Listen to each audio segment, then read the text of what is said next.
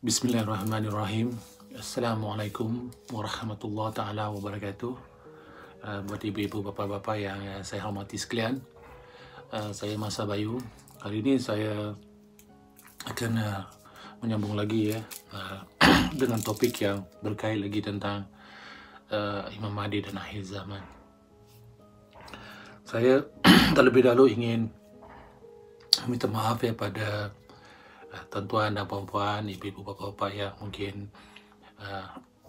merasa tersinggung dengan apa yang saya sampaikan dalam video-video saya yang terdahulu. Tapi sebenarnya apa yang saya cuba sampaikan itu adalah lebih menjurus kepada persoalan untuk mengajak tuan-tuan dan puan-puan berfikir, berfikir untuk mencari setiap suatu jawapan kepada setiap persoalan yang datang dalam diri kita. Kerana kalau kita tidak buka diri kita kepada berfikir, tuan-tuan dan puan-puan, pihak yang lain yang akan akan memanipulasikan tentang realiti hidup kita, dan kata lain kita akan menjadi manusia yang tidak mempunyai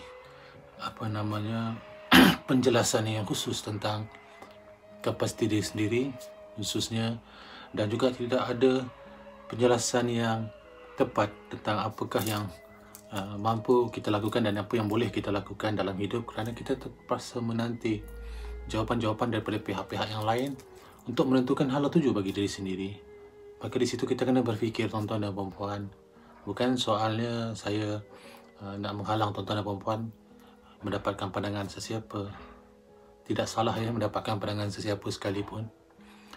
Tapi akhirnya tuan-tuan dan puan-puan, keputusan itu atas diri kita sendiri.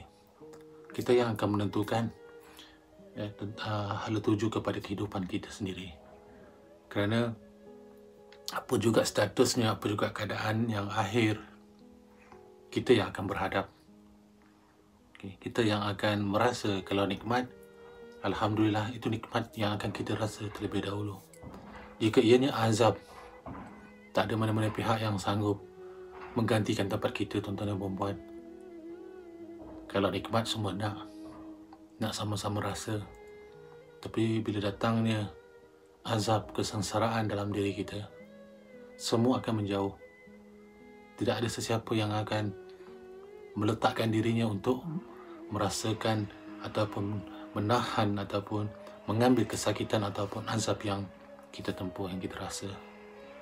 Maka untuk itu, tuan-tuan dan puan-puan, ini soal tentang diri sendiri. Berbalik kepada diri kita dalam membuat sebarang keputusan dalam kehidupan.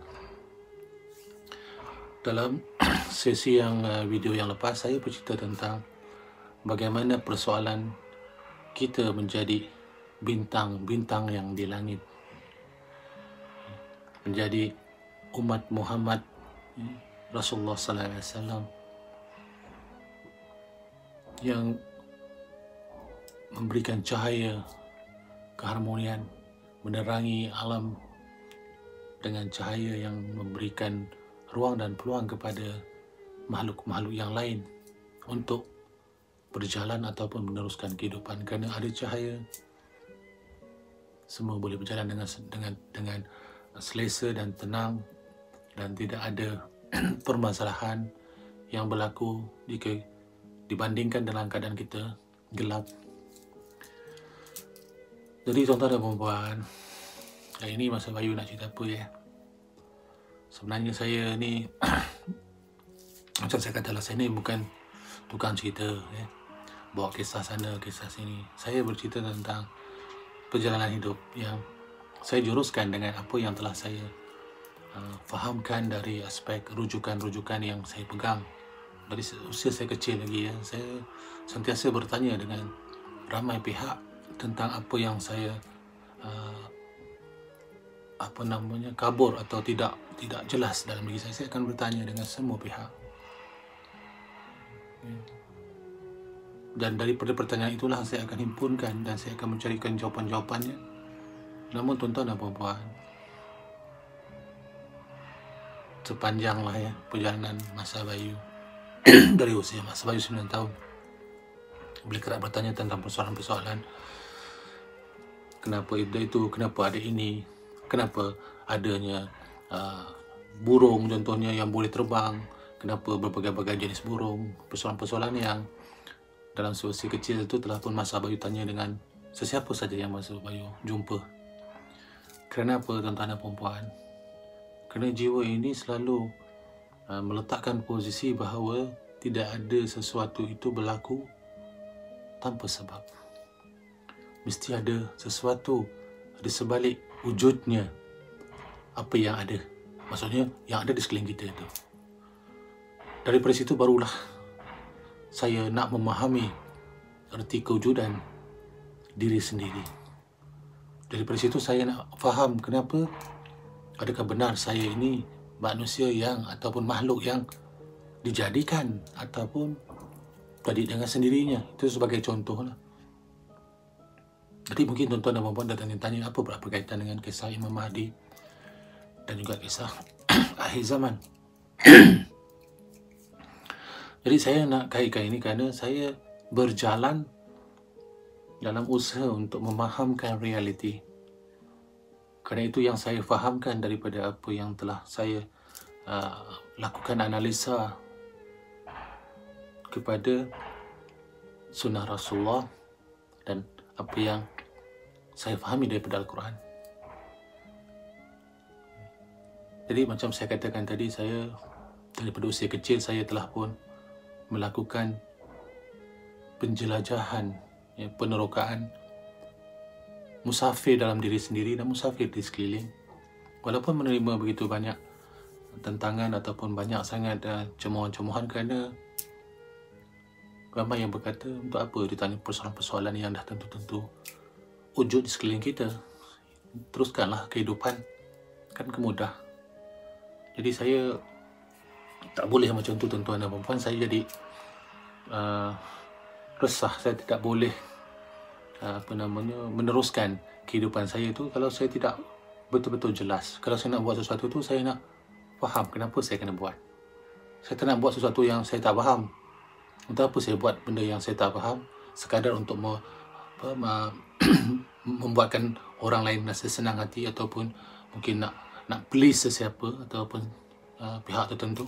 Tetapi dalam diri sendiri, saya sendiri tidak faham kenapa saya perlu buat begitu, contohnya lah. Jadi daripada situ saya mengambil keputusan untuk memahamkan atas apa yang setiap perkara yang saya lihat dan saya tempuh, dan daripada situ saya membuat keputusan atas diri saya sendiri. Kalau saya terjatuh, maka ia berlaku atas keputusan saya sendiri. Saya tak boleh salahkan sesiapa.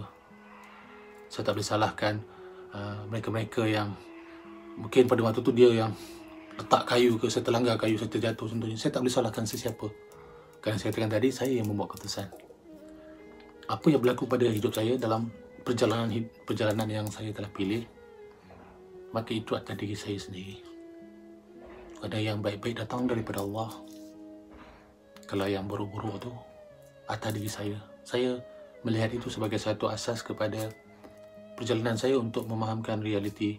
Dan apabila sampai kepada persoalan akhir zaman, persoalan Imam Mahdi contohnya,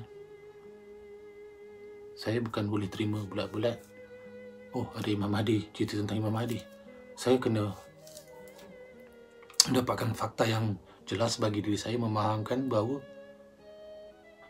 persoalan Imam Mahdi itu wujud, bukan kerana perceritaan sesiapa, tapi harus ada sandarannya. Mesti ada sumber yang khusus yang tidak boleh ada pertikaian dalam apa juga keadaan. Maksud kat sini tuan-tuan dan puan-puan, bila kita bercerita tentang Imam Mahdi, tuan-tuan dan puan-puan, cuba tuan-tuan dan puan lihat berbagai-bagai penjelasan daripada begitu ramai ilmuwan-ilmuwan di luar tentang Imam Mahdi. Bukankah semua tidak ada perbezaannya? Tentang kisah datangnya begini, namanya begini, dia akan lahir di situ, di sini, semua bercerita tentang perkara tersebut. Bagi saya, itu adalah atas perjalanan masing-masing untuk memahamkan tentang persoalan Imam Mahdi. Tetapi bagi saya, sebelum saya memposisikan diri saya untuk memahamkan tentang Imam Mahdi, lebih-lebih lagi persoalan akhir zaman ini, saya kena faham dulu tentang Imam Mahdi contohnya. Wujud ke Imam Mahdi ini? Betul ke Imam Mahdi ini? Adakah ini sebagai satu cerita untuk memberikan semangat kepada contohnya umat Islam dari zaman? Apa sebenarnya yang nak disampaikan? Bahkan ada yang berlaku bila saya membentangkan tentang kisah Imam Mahdi, yang bercakap dalam komen-komen di video saya, katanya dalam Al-Quran tak ada pun cerita tentang Imam Mahdi, yang ada dalam hadis.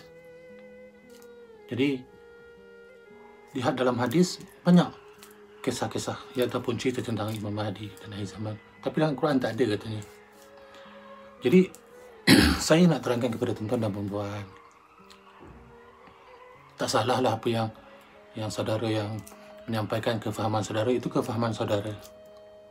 Okey, macam mana kefahaman saya tak boleh memaksa sesiapa menerima kefahaman saya. Saya mengajak berfikir. Saya bukan nak mempengaruhi ataupun bukan nak memaksa tuan-tuan dan puan-puan untuk menerima apa yang saya faham. Sebab pertamanya saya kena faham dulu dan saya kena laksanakan berbalik kepada apa yang saya katakan tadi. Akhirnya saya yang akan bertanggungjawab atas apa yang saya pilih. Maka kisah Imam Mahdi adalah satu kisah yang sangat dekat kepada persoalan-persoalan perbalahan. Bila cerita saja tentang Imam Mahdi, kisahnya tidak lain tidak bukan yang dihimpunkan nanti berperang. Akan terus berperang, bunuh dan membebaskan Palestin dan sebagainya. Alhamdulillah, besi-besi itu semua dah wujud, dah berlaku dalam penceritaan dan juga kisah-kisah yang disampaikan, yang dikatakan ada dalam hadis. Dan saya berpegang kepada sunnah, artinya saya tidak ada masalah dari segi aspek itu, Al-Quran dan sunnah. Cuma permulaan saya katakan tadi Al-Quran dan sunnah, artinya saya akan pastikan setiap perkara itu ada penjelasan yang khusus daripada Al-Quran. Jadi apabila perkara yang saya nak kaji itu tidak ada dalam Al-Quran, saya cuba cari juga. Mungkin saya terlepas pandang, saya kaji berdalamkan. Saya lihat daripada setiap penjelasan, daripada surah Al-Baqarah sampailah surah An-Nas. Saya buka satu persatu nak melihat benarkah perkara itu atau tidak. Dan jika benar tidak wujud dalam Al-Quran, yang sebagaimana yang dikatakan saudara itu tak ada tentang Imam Mahdi pun disebut tentang kisah Imam Mahdi dalam Al-Quran, maka saya akan menjadi orang yang pertama yang tidak akan memikirkan ataupun membicarakan soal Imam Mahdi. Kerana bagi saya, that's it. Tak perlulah sebab tak ada dalam Quran. Itu prinsip saya, ya, minta maaf ya. Kerana saya berpegang segala-galanya yang ada di alam semesta ini, setiap tinta-tinta, setiap bintang, bulan, planet dan apa juga yang wujud, dengan adanya jisim-jisim dan makhluk-makhluk, dan adanya alam dan makhluk di dalam alam semesta, segala-galanya dijadikan oleh Allah Subhanahu Wa Taala. Allah penciptanya. Kemudian daripada situ diutuskannya Rasulullah Sallallahu Alaihi Wasallam, Nabi Muhammad Sallallahu Alaihi Wasallam, Rasulnya yang terakhir. Tak ada lagi lah Rasul-Rasul selepas Rasulullah, tak ada. Tutup, dia penutup.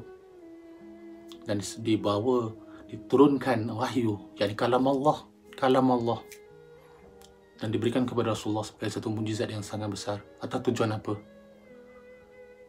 Tujuan untuk Rasulullah mengenal, memahami diri dia siapa dan apakah peranan dan tanggungjawab dia, dan memahamkan apa yang ada di sekeliling alam semesta. Sebab itu rahmat bagi sekalian alam. Dalam arti kata lain, Al-Quran itu adalah source code-nya, adalah pernyataan formula tentang segala-galanya yang ada dalam alam semesta. Waimah apa sekalipun, makhluk ke, jin ke, malaikat ke, apa sekalipun, asalkan namanya makhluk yang wujud, UFO ke, alien ke, macam ada saudara tu beritahu pada saya, ada alien, whatever, apa sekalipun, maka pasti Al-Quran adalah sumbernya. Mesti wujud dalam Quran. Kalau tidak wujud di dalam Quran, berarti perkara tersebut berlaku. Kalau wujud, benar-benar wujud satu perkara, Tapi sebenarnya Al-Quran tak menjelaskan perkara tersebut. Maka bagi saya itu sesuatu yang mustahil. Kenapa saya kata begini tuan-tuan dan puan-puan? Berbalik pada sejarah saya dah ya. Sejarah saya begini tuan-tuan dan puan-puan. Kisah Imam Mahdi ini bukan kisah yang menjadi satu topik yang saya fokuskan secara khusus. Bukan. Saya nak menjelaskan kepada tuan-tuan dan puan-puan, saya lebih mengkhususkan kepada apa yang saya perlu fahami tentang diri saya sendiri terlebih dahulu. Jadi balik kepada perjalanan hidup saya, sejarah saya dulu. Pertama sekali, saya tanya dalam diri saya dan tanya di sekeliling saya. Masa itu saya 9 tahun tuan-tuan dan puan-puan. Saya tanya, adakah manusia ni, saya ni manusia, ada satu proses tersendiri, dalam kata lain, wujud dengan sendirinya. Okey, kawan-kawan, ya, adalah guru-guru dan sesiapa yang saya jumpa, ustaz-ustaz, kata kita ni dijadikan oleh Allah. Ada penciptanya, yakni Allah yang menjadikan kita manusia. So kita kena sujud dan kita kena patuh kepada perintah Allah. Jadi bayangkan tuan-tuan dan puan-puan, anak kecil diberikan penjelasan sedemikian, bukan nak menentang, tetapi nak faham. Saya bukan nak menentang, saya nak faham. Sebab saya tak faham, saya tak tahu. Jadi saya nak tanyalah bagi mereka yang tahu. Jadi bila dia sebut macam tu, maka saya nak tanyakan, mana bukti dia mengatakan adanya pencipta? Adanya pencipta saya, pencipta yang ada sekeliling ni. Ya, macam orang atheist ya, yang tak percaya wujudnya Tuhan dan sebagainya. Ini saya nak kembangkan cara melihat bagaimana pemikiran itu yang saya laksanakan tuan-tuan dan puan-puan, sehingga saya berpegang kepada Al-Quran. Tuan-tuan dan puan-puan, saya bukan terus pegang Al-Quran ya. Saya terus ambil Al-Quran, lahir terus ada Quran, tak ada ya tuan-tuan dan puan-puan. Saya berfikir dulu. Kehidupan saya melihat sekeliling kanan, saya tak faham apa yang berlaku, tetapi saya mengikut air je, macam air mengalir. Tetapi hati jiwa saya masih banyak persoalan-persoalan yang saya kena pegang. Kenapa? Persoalan tersebut belum ada jawapan. Dan sehinggalah saya telah mendapat jawapannya tentang wujudnya pencipta. Wujudnya yang dikatakan creator kepada alam semesta dan makhluk yang ada di dalamnya. Ini sejarah saya tuan-tuan dan puan-puan. Jadi saya nak kongsi dengan tuan-tuan dan puan-puan macam mana pola fikir ataupun pendekatan yang harus kita pegang. Bukan soal-soal terus lahir-lahir saja terus menerima la ilaha illallah Muhammad Rasulullah. Untung saya Allah lahirkan di dalam rahim, diletakkan rahim ibu yang bersyahadah. Hari ini atau masa saya dilahirkan dalam perut ibu saya adalah orang Israel, contoh orang Yahudi. Saya mungkin hari ini saya antara yang tembak rakyat Palestin. Maka apa istimewanya saya boleh menerima syahadah la ilaha illallah Muhammad Rasulullah, tapi mereka yang di Afrika, mereka yang di tempat-tempat yang jauh daripada penjelasan tauhid tentang Allah dan Islam tidak ada berpeluang sebagaimana saya yang dapat peluang tiba-tiba terus lahir, dah diazankan, dah dikamatkan. Maka ini datang dalam diri saya tuan-tuan dan puan-puan.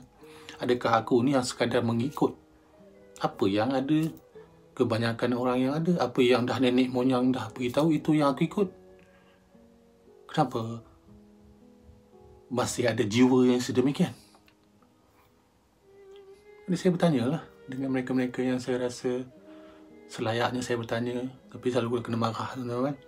Alhamdulillah lah, kena marah. Kita nak belajar kan, memang kita bodoh, kita tak tahu apa-apa. Dah orang marah kita, dah salah, terimalah. Jadi sampai satu tahap saya pun mendapat jawapannya. There's a creator. Ada penciptanya. Jadi ada yang menjadikan alam semesta. Dan waktu itu saya bertanya lagi, yang mana satu creator ni Sebab dalam kepercayaan agama Hindu contohnya, dia ada banyak Tuhan. Dan saya dimaklumkan tak kurang 3 juta. Jadi saya pun tanya diri saya, 3 juta Tuhan, jangan kata 3 juta. Kalau ada 1000 Tuhan pun jenuh saya nak mengingatkan Tuhan mana satu. Tuhan ni lain, Tuhan tu lain, Tuhan. Jadi equation itu tak masuk dalam diri saya. There's no way. Saya tak boleh masuk equation. Masuk equation macam mana? Terlalu banyak sangat yang saya nak pergi. Jadi kalau saya ada 365 hari, satu hari saya akan peruntukkan untuk satu Tuhan. Tapi kalau ada sampai 3 juta, tak cukup. Umur saya dah habis, saya tak jumpa Tuhan semua. Maka saya kata tak boleh ni. Saya berfikir macam tu, tuan-tuan. Saya minta maaf saya dedahkan perkara ini sebab ramai yang bila bertanya tu macam-macam tanyaan tu bagi saya tak nak menjawab dengan menyinggung perasaan kerana saya pun nakal juga dulu saya nakal, bukan Pal MB ni, Pal Masa Bayu ni dulu orangnya mungkin lemah lembut, jalan sopan santun. Tak, saya nakal tuan-tuan perempuan, nakal macam tuan-tuan perempuan kan, macam tuan apa namanya Faizal contohnya tu nakal tu kan. Jadi itu adalah perjalanan saya tempuh dan akhirnya saya menerima bahawa wujudnya pencipta. Maka di sini apa yang berlaku tuan-tuan dan puan-puan? Barulah equation tu lengkap. Saya tolak apa dia? Tolak pemahaman pemikiran tidak ada Tuhan. Sebagaimana orang-orang yang memahami menerima bahawa there's no God, orang-orang atheist. So saya dah lepas kat situ. Tapi masuk peringkat yang kedua, adanya Tuhan. Tuhan yang mana satu. Jadi bila saya kirakan equation tu, tak boleh India. Saya kawan dengan kawan-kawan India, saya bertanya dengan dia. Jadi mereka kata, nak belajar kami punya agama. Saya kata, please tell me. Saya nak dengar. Dan saya ikut tengok apa yang mereka buat. Dan daripada situ saya memerhatikan. Dan dia tidak boleh mencapai akal saya secara jelas waktu itu. Sebab saya takkan mampu. Kalau sampai 3 juta macam saya katakan tadi, 3 juta hari, satu Tuhan. Macam mana ni? Jadi akhirnya, itu bukan. Kadang saya fahamkan pula, ada satu lagi agama Kristian. Dia ada 3 Tuhan pula. Ada Tuhan Bapa, ada Tuhan anak, batu, ada Roh Kudus lah. Macam tu lah maksudnya. Minta maaf saya bukan nak hina tuan-tuan dan puan-puan yang beragama Kristian atau Hindu. Ini cerita saya untuk memahamkan realiti apa yang saya tempuh. Saya minta maaf kalau tersinggung rasa. Saya tak ada niat begitu. Saya nak bercerita sejarah saya. Jadi lepas itu akhirnya saya telah pun memahamkan dan melakukan analisa khusus.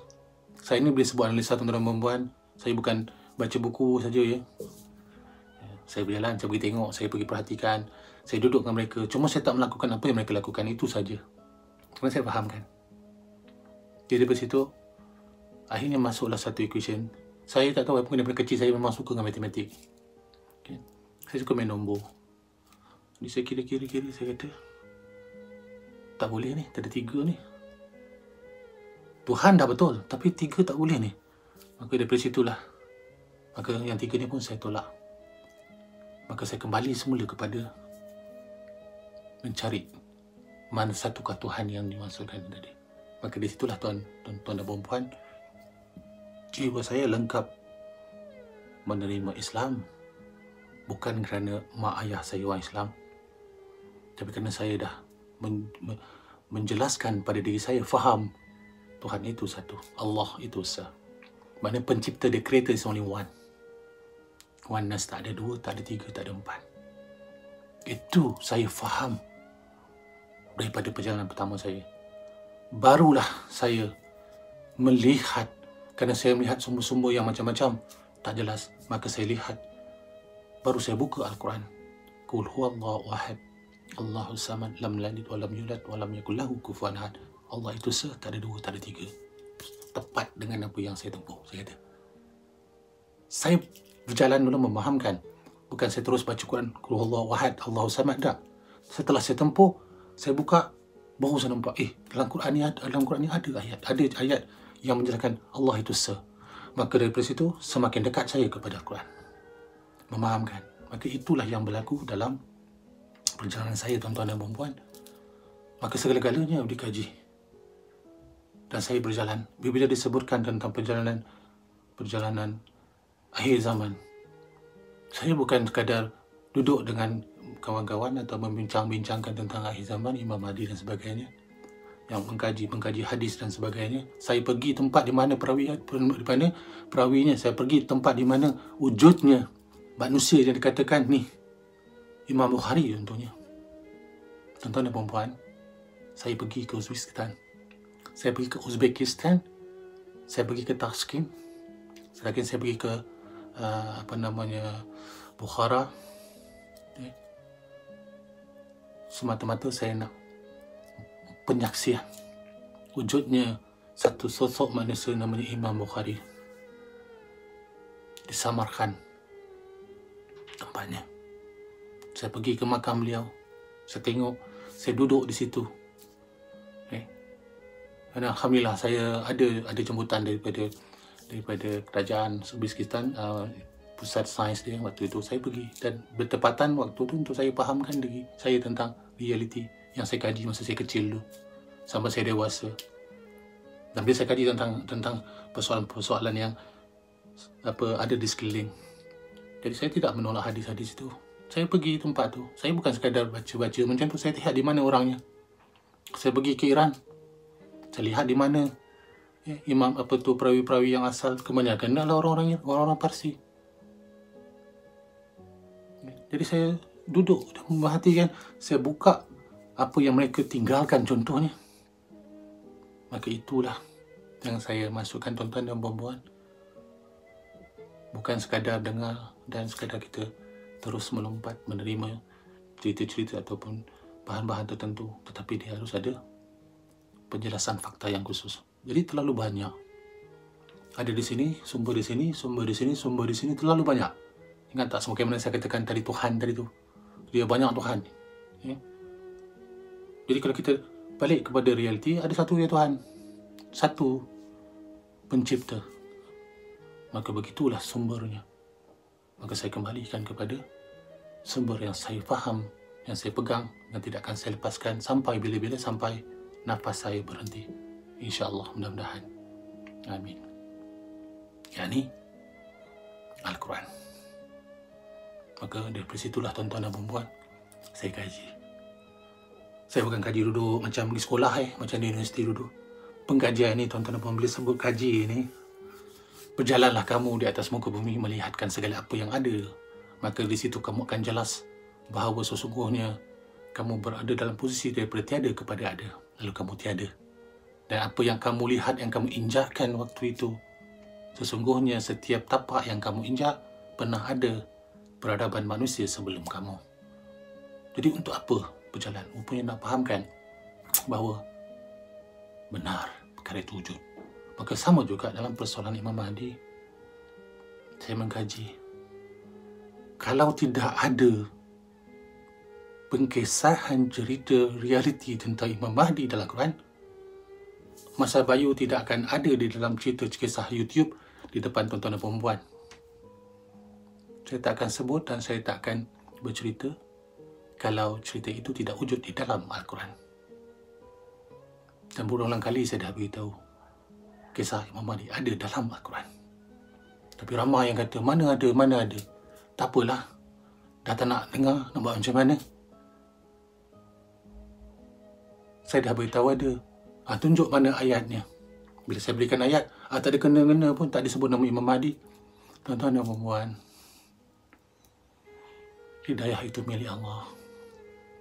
Kita tak boleh paksa sesiapa pun. Saya tak boleh paksa sesiapa pun. Atas apa juga pilihan dia, itu pilihan dia. Hanya Allah saja yang boleh merubah hati-hati setiap manusia. Jadi saya hanya nak menjelaskan tentang apa yang saya faham tentang akhir zaman, kerana ia bukanlah satu perkara yang saya terima daripada seseorang kepada seseorang. Saya terima daripada sebuah kisah kepada diri saya ataupun suatu situasi yang bersumberkan kepada perkara-perkara tertentu. Tidak. Bagaimana saya katakan, dari usia saya 9 tahun, saya adalah seorang yang sentiasa peka kepada apa yang saya nak buat. Saya kena faham, saya tak faham, saya tak buat. Maka atas dasar itu, samalah dengan kisah Imam Mahdi. Kalau tidak wujudnya kisah Imam Mahdi dalam Al-Quran, demi Allah, la ilaha illallah, Muhammad Rasulullah, saya akan berlepas daripada menyatakan apa-apa tentang kisah Imam Mahdi. Tetapi sesungguhnya kisah Imam Mahdi itu wujud di dalam Al-Quran. Buka mata, gunakan akal, baca dengan tenang, jangan dengan nafsu. Ambil wuduk, duduklah sepertiga malam, buka Al-Quran tu, bacakan, kemudian lihat keluar di mana ayat itu wujud, di mana penyaksiannya, cari, dan lebih-lebih lagi dekatkanlah diri kita dengan sunnah Rasulullah. Bukan hanya sekadar perkataan dia, tetapi pelaksanaan dia, cara hidupnya, way of life, akhlak yang dia tunjukkan, apa yang dia lakukan. Kerana sesungguhnya Rasulullah itu seumpama Al-Quran yang berjalan. Maka dari situlah baru kita akan nampak, kena ada sosoknya, kena ada modelnya untuk kita faham. Maka saya ambil di situ, tuan-tuan dan puan-puan, dan dikaji, hitung lagi dari huruf kepada huruf, tanda kepada tanda. Alif Lam Mim. Kenapa Alif Lam Mim itu wujud? Perkataan itu wujud, dan sesungguhnya itu adalah rahsia yang hanya Allah sahaja yang ketahui. Yang mana sesuatu yang kita kata tak ada pada kita, yang boleh kita faham. Contohnya lah, itu yang kefahaman yang biasa kita dengar. Jadi kalau itu berlaku pada diri kita, ada yang kita tak faham, kenapa kita tak berusaha untuk memahamkan? Enggak, Allah saja yang tahu. Maka kita mohonlah pada Allah, ya Allah, berikanlah aku pengetahuan. Kenapa? Kerana pengetahuan inilah akan membuatkan aku memahami perjalanan hidupku, ya Allah. Bukan kita sekadar dah, oh cukuplah, mohon. Mohon macam mana para Nabi, para Rasul memohon kepada Allah. Ya Allah, berikanlah kami petunjuk. Ya Allah, berikanlah kami hidayah-Mu. Ya Allah, bukakanlah segala ruang-ruang yang ada ini dengan penjelasan daripada-Mu, ya Allah. Rasulullah berdoa kepada Allah, minta petunjuk kepada Allah lagi. Tapi kita tidak pula. Macam mana kita nak kata kita faham Al-Quran kalau kita dijauhkan diri daripada Al-Quran? Tuan-tuan dan puan-puan, demi Allah, tidak ada satu perkara pun sebesar zarah yang mampu bergerak tanpa izin Allah. Segala yang kita lakukan, segala yang kita laksanakan, sebelum kita nak lafazkan, Allah Maha mengetahui atas setiap perkara yang ada dalam diri kita, yang kita rahsiakan, yang tak rahsiakan, atau kita belum sempat nak kita sebut pun, Allah dah tahu, sebab Allah yang jadikan kita, tuan-tuan dan puan-puan. Maka dalam hal ini, saya mengajak tuan-tuan dan puan-puan. Tuan-tuan dan puan-puan tanya selalu kepada saya, Pak, macam mana Pak boleh faham tentang kisah Imam Mahdi, kisah akhir zaman? Beza sangatlah apa yang saya lihat, apa yang Pak sampaikan berbanding dengan kebanyakan kisah-kisah yang biasa saya dengar. Kenapa tak sama? Tuan-tuan dan puan-puan, sekali lagi saya beritahu, versi saya berdasarkan Al-Quran dan Sunnah. Itu yang saya dapat katakan. Apa yang saya sebut, dianya tidak boleh saya lafazkan, saya sampaikan kepada tuan-tuan dan puan-puan kalau tidak bersumberkan Al-Quran. Jika tidak wujudnya kisah Al-Mahdi di dalam Al-Quran, Masa Bayu tidak akan meletakkan posisi menjelaskan tentang Imam Mahdi akhir zaman. Apa yang saya dapat, tuan-tuan dan puan-puan? Dengan menceritakan sesuatu kisah yang tak wujud, yang tidak nyata. Maka ini yang harus saya perjelaskan pada sesi kali ini tentang kisah akhir zaman, kisah Imam Mahdi. Sebenarnya saya tidak ada langsung, tidak ada langsung satu pun yang tersisih daripada segala penjelasan itu ada dalam Quran. Maka akan datang bertanya lagi dengan saya, mana ayatnya, mana tempatnya? Panjatlah gunung, tuan-tuan dan puan-puan yang bertanya. Macam mana saya panjat gunung? Boleh. Sama-sama kita panjat gunung, kita gedah sungai, kita gedah hutan, kita gedah padang pasir, untuk sama-sama kita faham.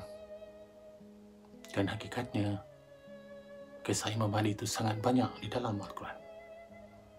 Cuma kita tidak dibukakan mata hati kita oleh Allah, maka kita masih lagi kita cari-cari.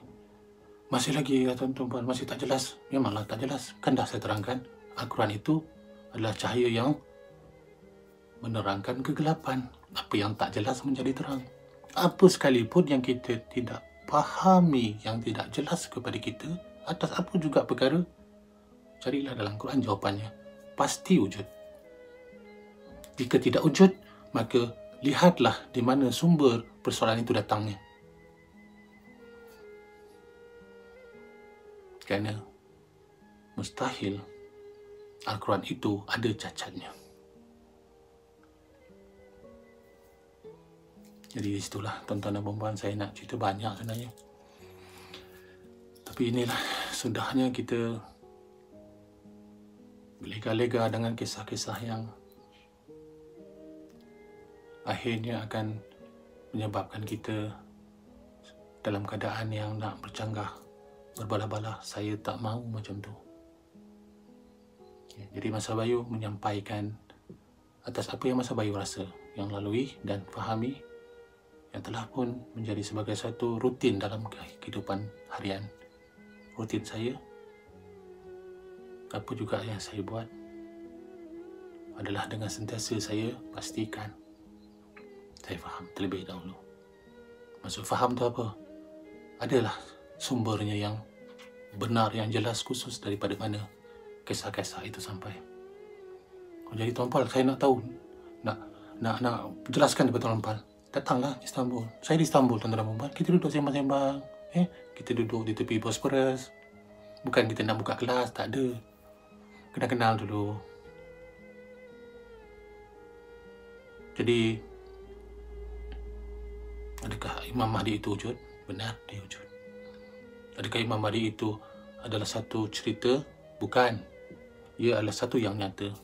Adakah Imam Mahdi itu tidak ada cerita kisahnya dalam Al-Quran? Tidak.